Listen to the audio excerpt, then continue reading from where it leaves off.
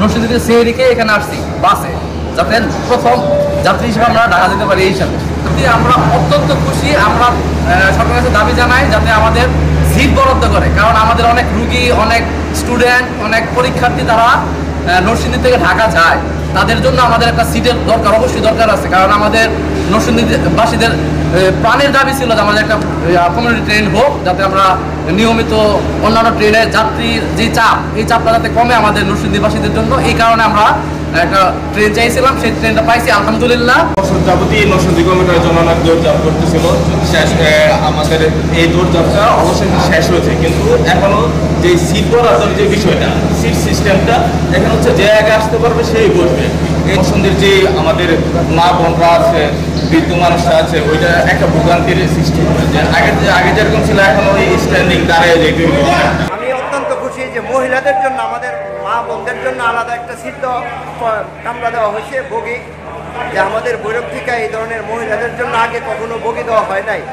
এই জিনিসটা আমাদের অনেক ভালো লাগছে আর কি। অনেক মা বোনরা আছে ঢাকা যায় একা, তাদের জন্য পুরুষদের মাঝখানে যাওয়া অনেক কঠিন হয়ে যায়।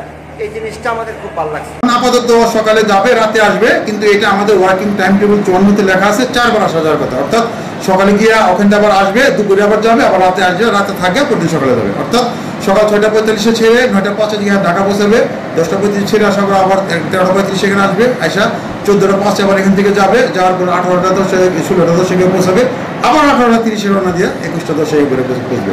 সারা রাত্র থাকবে, প্রতিদিন সকালবেলা বাঁচবে। আজকে একবারই চলবে না, যে আজকে সকালবেলা গেছে, আবার রাতের বেলা আসবে। আনন্দ লাগতেছে যে দীর্ঘদিনের ভৈরব নরসিংদীবাসীর প্রত্যাশা ছিল একটা ট্রেন, এটা বাংলাদেশ রেলের পক্ষ থেকে এটা দেওয়া হয়েছে।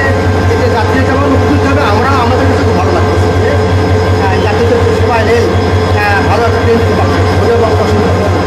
উৎসবের খুশি হবে নগদে বেশি, কারণ ঘন্টায় ঘন্টায় আছে গিফট জেতার সুযোগ।